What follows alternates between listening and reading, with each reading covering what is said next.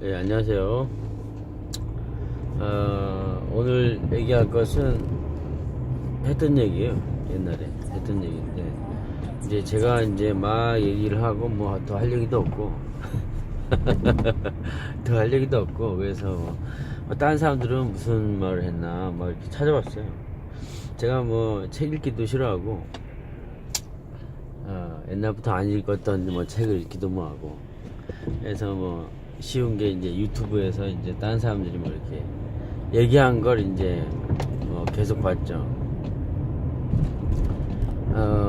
그래서 이제 내가 얘기한 것도 있고 해서 뭐 연관된 것을 이제 찾아봤어요. 대충 찾아봤는데 이제 뭐 칸트 나오고 멋있잖아요. 데카르트 죽이죠. 플라톤 있어요. 소크라테스. 소크라테스는 까먹었어요. 뭔 얘기했는지. 악법도 법이다 뭐 그거 한번 얘기했던 것 같고. 그런데 이제 그 칸트와 데카르트와 플라톤 얘네들이 이제 한 얘기가 뭐 비슷해요. 다 나도 한 거랑 비슷해요. 거의 뭐 같은 레벨인 것 같아요. 비슷해 다. 예를 들어서 칸트의 순수 이성 비판 거기까지만 이제 계속 봤어요. 계속 들었죠. 본 게 아니고. 그 다음에 그 세 가지가 있더라고. 순수 이성 비판, 실천 이성 비판, 판단력 비판. 이제 순수 이성 비판이 이제 시작이고, 그걸 가지고 뭐 이렇게 실천 이성 비판, 그 다음 판단력 비판 이렇게 끌어가겠죠. 우선 그 순수 이성 비판만 봤어요. 이 사람 저 사람 얘기하는 거 대충 내용을 파악하려고. 근데 머리가 나빠서 대충 파악이 안 돼요. 그냥 봤었고, 그 다음에 데카르트 봤어요. 비슷한 어떻게 연관점을 찾아서 한번 봤어요. 그 연관점은 까먹었는데, 데카르트가 했던 성찰, 책 이름인 것 같아요. 성찰 1, 2 이렇게 성찰 있었고, 그거 있다 보니까 그 위로 또 이렇게 연결이 되더라고. 뭐 가려고 간 건 아닌데 그 궁금증을 따라서 한번 찾아봤죠. 그 다음에 나온 사람이 이제 플라톤은 이제 소크라테스의 제자라고 하죠. 그리고 그 아래 이제 제자가, 플라톤 아래가 아리스토텔레스 뭐 이렇게 있어요. 하여튼 플라톤은 그 이데아론, 플라톤의 국가라는 책의 뭐 한 부분에 뭐 그 동굴의 비유 뭐 이렇게 나와요. 동굴의 비유는 뭐 이번만 아니라 옛날에도 뭐 이렇게 만화나 뭐 이런 뭐 그 짧은 이런 스토리 이런 데서 본 것 같아요. 동굴의 비유 이렇게 세 개. 칸트 순수이성 비판, 데카르트 성찰 1, 2, 그 다음에 그 플라톤의 국가 중에 이데아, 동굴의 비유, 요 세 개 얘기하려고 해요. 다 똑같은 얘기예요. 내가 봐서 거의 다 똑같은 얘기. 우선 칸트가 이제 잘 기억나진 않아요. 얘기하다 보면 뭐 쉴 수도 있고 뭐 그렇죠. 나중에 더 보고 완전히 내 머릿속에 든 다음에 얘기하고 싶었는데 답답한 거 있죠. 얘기하고 싶어서 대충 뭐 나중에 뭐 제가 틀렸으면 바꾸면 되니까. 성운바닥 뒤집듯이 쉬워 그건. 내가 누구한테 피해 주는 것도 아니고. 그래서 칸트의 순수 이성 비판, 그것은 이제 대충 제가 이제 생각하는 것은 이제 우선 제 생각이 있기 때문에 제 생각과 다른, 누구나 그래요. 자기 그 고정관념이 있고 그 생각이 있잖아요. 그것과 다른 것은 이제 기억에 남는 거예요. 근데 그 세 분이 다 기억에 남더라고. 나랑 달라서. 그래서 순수 이성 비판을 얘기하는 것은 뭐냐면 갑자기 기억이 안 나네요. 순수 이성 비판 하여튼 똑같은 내용이니까 우리가 이제 김미스 선배 생각이 안 나요. 나왔죠. 하여튼 비슷한 내용이니까 우리가 뭐를 알 수 있는가 그거예요.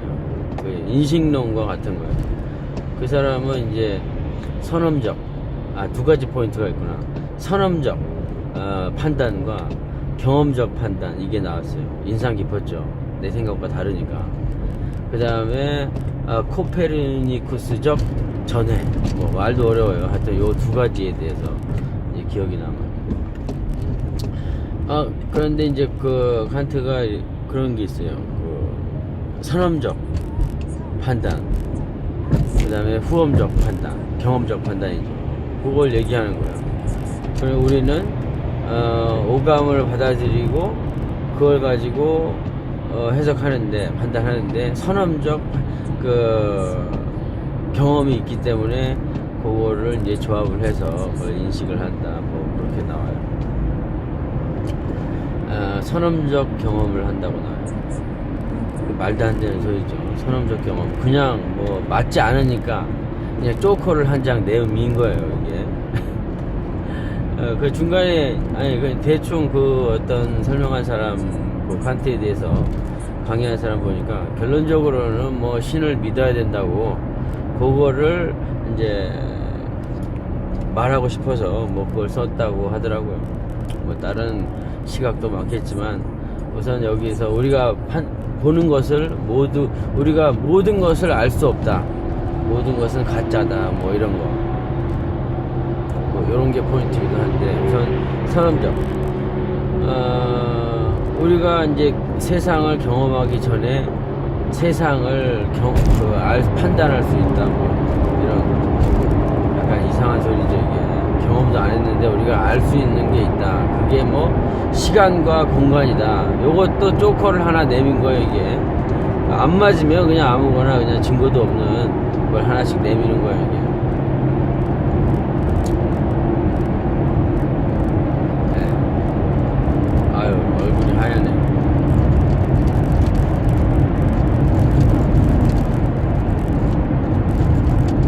제가 이렇게 시간을 끄는 거는, 말을 안 하고 시간을 끄는 거는 잘 생각이 안 나서 그래요. 이거 생각하고 있는 중에. 하여튼 요건 대충 넘어가고 다음에 얘기하죠. 잘 생각이 안 나요. 그 다음에 나온 게, 근데 그 다음 뭐 데카르트나 그 플라톤 얘기는 좀 더 생각이 나요. 더 나중에 본 건데도. 근데 칸트도 같은 맥락이에요, 다. 같은 의견이에요, 다. 그 성찰에, 데카르트의 성찰을 보면 이제 다 믿을 수 없는 거예요. 우리가 오감으로 받아들인 것들이 맞지 않는 경우가 많다. 그래서 그것은 다 헛거다. 인정할 수 없다. 이렇게 나와요. 근데 여기서부터 이제 제 의견이랑 이게 조합을 해서 얘기하면, 제가 전에 한번 얘기했어요. 이 세상에는 너무 많이 반복해서 이제 지겹네요. 이 세상엔 똑같은 게 없잖아요. 자극, 나한테 오는 자극이 내 얼굴에 스치고 간 그 바람이 똑같은 바람이 없잖아요. 또 똑같은 바람이 없고, 옛날에 얘기했듯이 오늘 본 친구가 어제 본 내 친구와 똑같은 사람인데 다른 친구다 이거죠. 다른 거예요. 이 세상에 만약에 나를 향해 날아오는 그 화살이 있어도 그건 똑같은 화살이 없어요. 다 달라요. 그 위치와 속도와 그런 것도 다 다르고, 모양도 아무리 기계로 찍어놨다고 해서 다 다른 거예요. 그런데 우리가 그것을 똑같은 걸로 해서 휙 피하죠. 다 다른 건데. 그런데 우리가 그런 분류를 한다고 했잖아요. 네? 비슷한, 무의식이 가지고 있는 기능이 비슷한 것은 같게 대응한다는 그런 특성이 있어요. 안 그러면 이제 살 수가 없어요.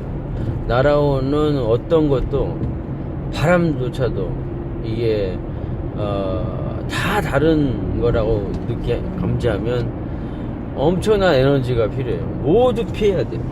바라오는 어떤 것도 대처할 수가 없는 거예요. 앞으로 예상을 해야 우리가 살아남는데, 모든 것이 새롭기 때문에 우리가 대처할 수가 없어요. 그래서 그 맨 처음에 이제 분류를 하는 거예요. 요거 하다 보면 이제 그 플라톤에 나올 때, 플라톤 이야기 나올 때 관념에 대해서 지금 얘기하죠. 플라톤 얘기를 먼저. 관념이라는 게 있어. 플라톤은 이제 관념이 중요하다. 예? 동굴에 비유해서처럼 그림자는 다 허상이고 동굴 밖에 나가서 진짜 그 태양 아래 모든 사물을 이렇게 봐야 된다. 그것이 진짜고 우리가 보는 것은 다 그 허상이다. 그림자와 같은 이런 거 헛소리죠. 왜 그러냐면 우리가 살기 위해서는 이제 아기가 태어났어요. 아기가 태어나면 첫 번째 자극들이 이제 오죠. 새로운 자극이 오는 거예요. 자, 모든 게 새로운 자극인데 어떤 아주 약한 바람이 한번 불었어요. 애기한테 얼굴 살볼에 바람이 한번 불었어요. 그러면 애기가 이거 처음 느끼는 거죠. 이게 내 몸에서 자극을 받아들인 거예요. 근데 죽지는 않았어요. 그냥 뭐 이렇게 시원하다고 이런 말도 모르죠. 그냥 그런 아무런 피해도 안 주는 그런 차가운 이런 볼에 느꼈어요. 또 한 번 느꼈어요. 또 한 번, 3번 느꼈어요. 그 다음에 또 느끼고 이런 많죠. 계속 그렇게 되면 머리에 관념이 생기는 거예요. 관념이라고 하면 너무 거창하고 통계적으로 이상이 없구나 이런 이 느낌은 이거구나 이렇게 이 느낌은 이런 바람이란 지금 나중에 대해서야 알아먹겠지만 언어를 바람 이 느낌은 괜찮구나 이렇게 관념이 생기는 거예요. 우리말로 얘기하면 관념 그런 뭐랄까 분류통에 넣는 거예요. 괜찮구나 요 정도는. 그렇게. 그리고 엄마가 이제 자꾸 자기를 엄마라고 부르라고 엄마 그러는 거예요. 엄마 얼굴 보여주고 애기가 엄마 얼굴에서 엄마 그러니까 맨 처음엔 괜찮은데 자꾸 얘기하니까 그것을 분류통에 또 넣는 거예요. 엄마가 저 사람이 저거 뭐뭐는 뭐뭐다 이렇게 엄마구나 엄마 하면서 그 엄마라는 그 분류가 생기는 관념이 생기는 거예요. 또 하나 생기고 이렇게 반복에 의해서 이렇게 그 살기 위해서 왜냐하면 분류를 해야 돼요. 모든 자극을 1대1로 모든 그 방어책을 가질 수가 없어요. 이 세상엔 똑같은 게 없고 똑같은 자극이 없기 때문에 이 분류를 해야 거기에 맞게 에너지를 과다 소비하지 않고 이 불안정한 에너지 즉 생명이라는 불안정한 에너지를 유지하는 것인데 내 생각이죠. 이거를 이제 실행하는 거예요. 분류를 해야 에너지를 적게 쓰고 이 세상을 좀 더 많이 파괴할 수 있는 그런 불안정한 에너지가 유지되기 때문에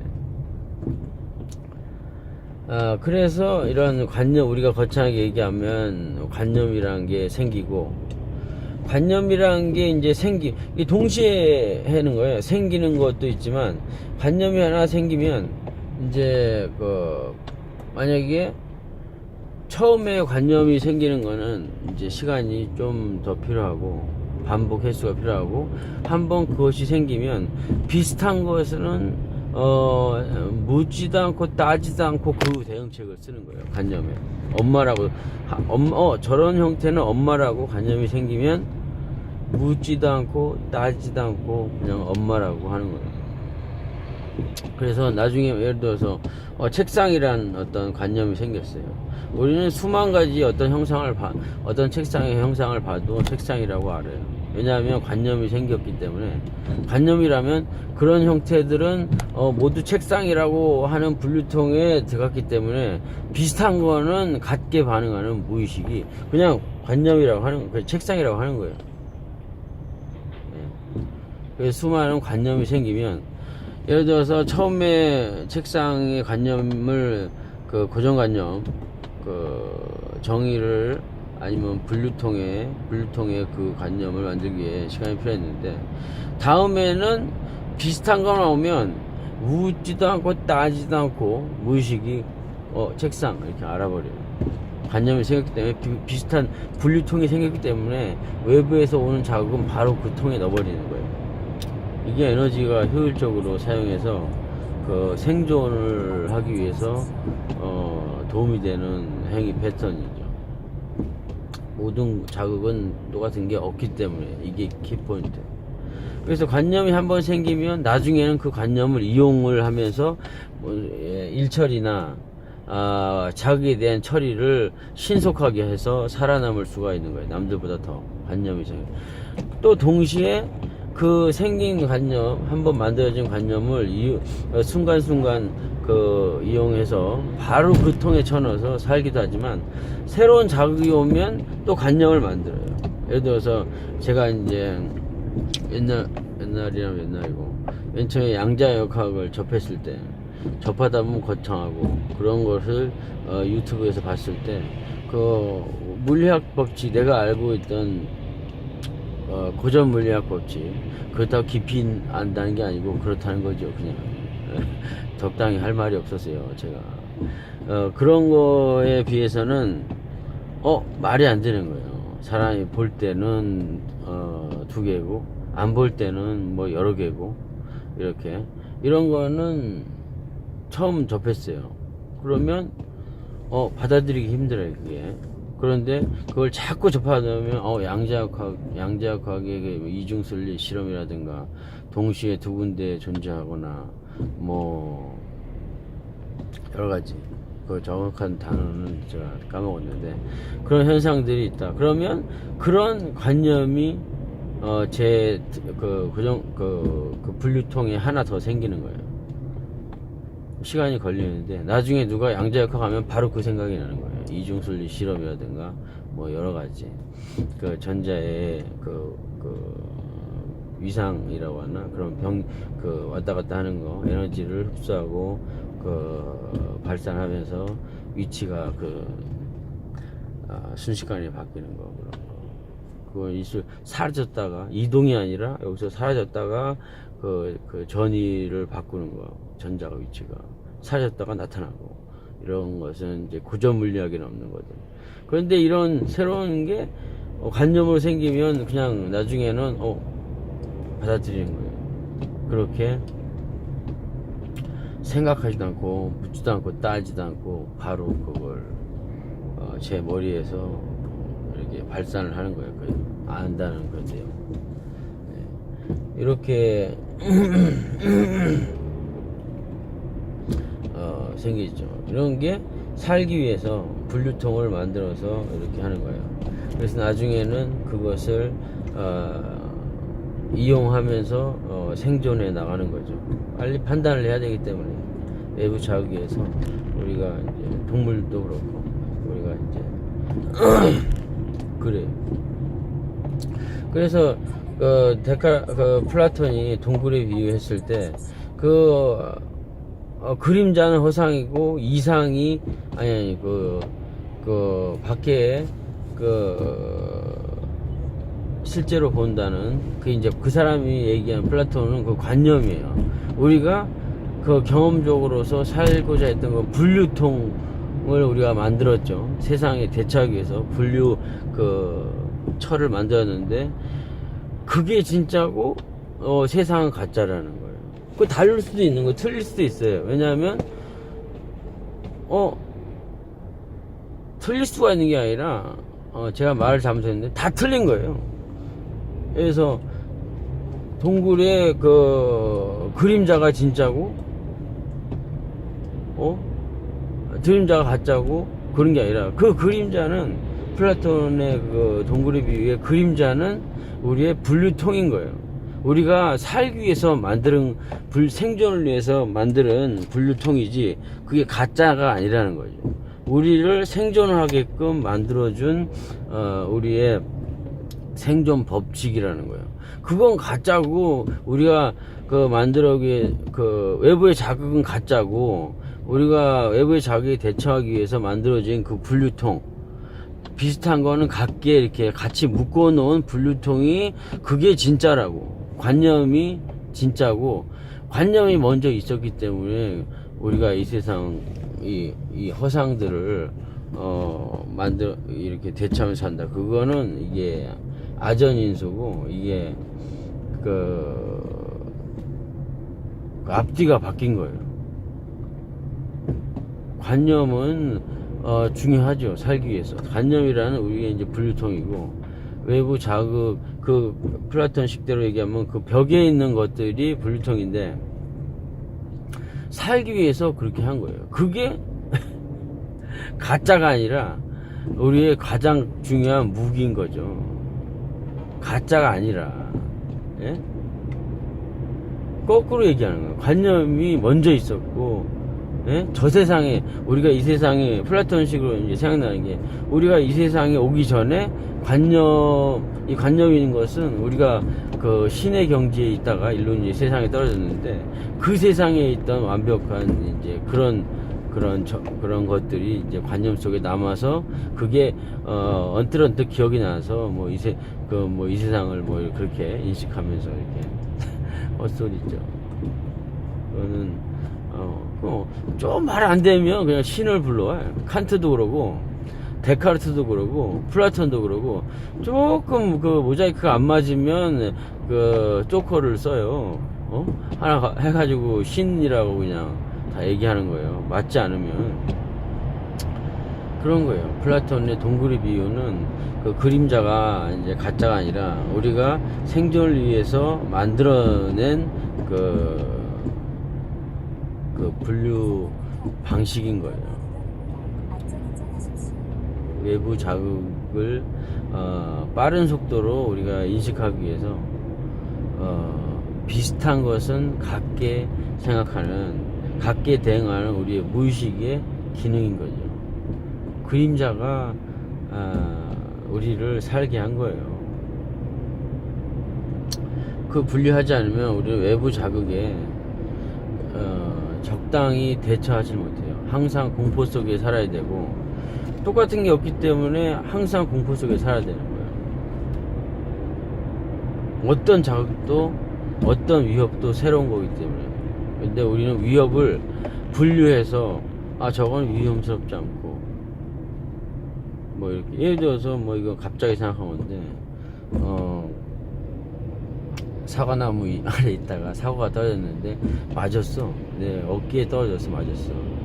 이런 거는 저희가 이제 대수롭지 않게 생각하죠.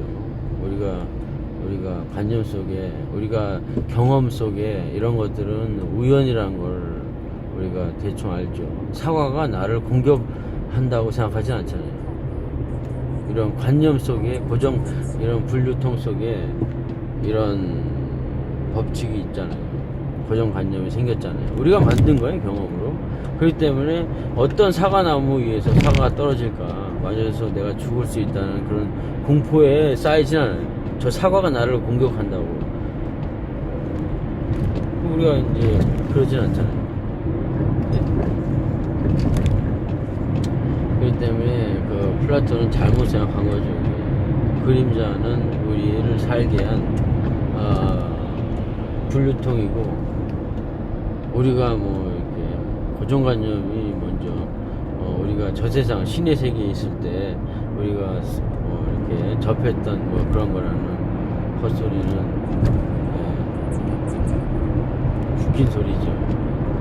하여튼 그 다음에 성찰에서 다시 왔다 갔다 해요. 이게 제가 전체적으로 이렇게 파악을 못했기 때문에 이 얘기했다 저 얘기했다는데, 성철이 아니라 성찰, 데카르트의 성찰. 믿지 못한다는 거예요. 얘도 외부 어떤 자극도 믿지 못한다. 또 아까와 같은 거예요. 우리의 예를 들어서 비슷한 것은 같게 생각하는, 이런, 여기서 한 가지 주의해야 될 게 비슷한 거라는 거예요. 비슷한 거는 같게, 그래서 맞을 수가 없어요. 다 하나도 맞을 수가 없어요. 외부 자극을 우리가 이게 분류통에 이런 외부 자극들의 대처 방안들을 이제 딱 1대1로 할 수 없기 때문에 분류통에 담아서 적당한 비슷한 걸 대처하게 만들었는데, 그 어떤 자극이 왔을 때 그것을 100% 우리가 알아볼 수가 없어요. 우린 다 처음 보는 거예요. 원래 모든 우리가 접하는 자극은 다 처음 보는 거예요. 그냥 분류통에 A라고 넣었을 뿐이지, 수많은 자극들 A와 비슷한 A-A123 A123 뭐 이렇게 다 틀릴 수밖에 없어요. 우리가 보는 것은 다 다르고 다 다르죠. 그런데 그거를 엄밀하게 얘기해서 이거는 다르다. 아니, 우리는 생존을 하기 위해서 분류통을 만들어서 적당히 비슷한 거는 하나의 답으로 이렇게 대처하게 해서 신속하게 그 위기를 탈출하게. 100%는 아니에요, 항상. 왜냐하면 똑같은 게 없기 때문에 100개 중에 99개 맞고 한두 개는 어떻게 틀릴 수도 있는 거예요. 왜냐하면 비슷한 거를 아무리 세분화해도 똑같은 건 없기 때문에 그런 일이 일어나는 거예요. 그런데 데카르트도 이건 거짓된 세상이다. 거짓된 세상이 그렇기 때문에 거짓된 세상이다. 아니, 걔는 그러면 죽어야 돼요. 나중에 모든 새로운 상황에 대처하는 것을 우리 오감이 실수를 했다, 이거. 아니, 그렇게나마 최선을 다했어요. 우리 오감은 우리를 살아남게 하기 위해서 100만 가지의 자극이 한 시간에 그런 자극이 오면 그 100만 가지의 자극을 정확하게 대처할 수가 없어요.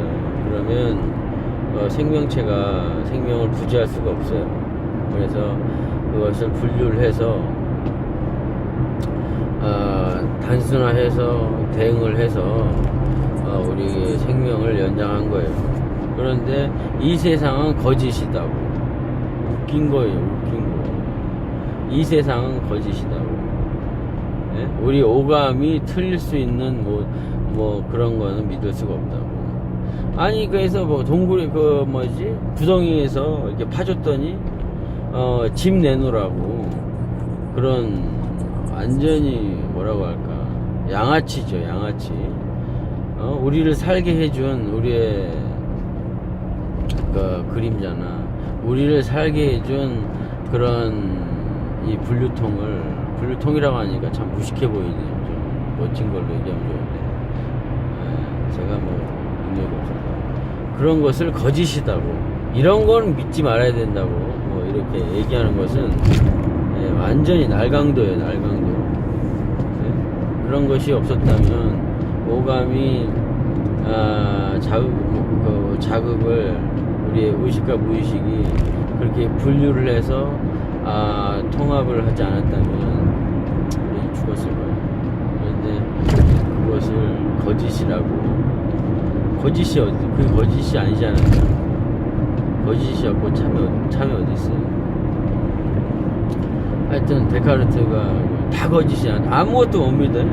그러면서 무슨 자기를 집요하게 괴롭히는 악마가 있다고 가정하자. 헛소리에다. 자기를 구해준 생명의 은인을 칼로 찌르는 거나 마찬가지예요. 오감이 똑같은 받아들인 자극을 다시 만날 수가 없기 때문에 그거를 일일이 다 대처하면 뒤져요. 그래서 우리가 이렇게 살아남는 거고, 다시 칸트의 순수이성 비판, 코페르니쿠스적 전해, 말도 어려워 이게. 이 코페르니쿠스가 이제 모든 사람이 지동설을 했는데 코페르니쿠스가 이제 천동설을 얘기했죠. 그래서 생각이 바뀐 거예요. 주와 객이. 그러면서 칸트가 모든 외부 자극은 내가 만드는 것이다. 마치 그거랑 비슷하네요. 양자역학에 모든 외부 세상은 내가 만드는 것이다. 비슷하네요. 나중에 생각해 봐야 될 거리인 것 같아요. 하여튼 코페르니쿠스적 전해. 그러니까 코페르니쿠스는 모든 자극은 내가 만드는 것이다. 요것도 이제 아까 제가 얘기했던 거랑 비슷한 거예요. 모든 자극이 이제 오면 그 자극들을 한 분류통에 분류를 하죠. 분류를 해서 거기에 맞는 적당한 것을 대표되는 그 무기를 쓰는 거예요. 그렇기 때문에 외부에 보이는 것은 수많은 자극은 똑같은 A라는 것으로 내가 이게 방어를 하기 때문에 그런 거예요. 코페르니쿠스적 전해가 아니라 외부 자극이 진짜고 내가 약간 말이 꼬였는데 그게 이제 대단한 게 아니라 코페르니쿠스적 발음이 너무 어려워요. 코페르니쿠스적 전해. 네. 그래서 내가 이제 분류통을 가지고 있고 세상을 살아남기 위해서 그 비슷한 것은 가지고 있는 것은 어떤 자극이 왔을 때 그 비슷한 걸 찾아서 A라는 분류통에서 대표되는 무기를 방패를 하나 쓰는 거예요. 그래서 외부 자극과 내가 쓰는 방패와 100% 맞지가 않아요. 99% 이렇게 맞죠. 그러나 100% 다른, 어떻게 생각하면 100% 다른 자극과 반응인 거예요. 똑같은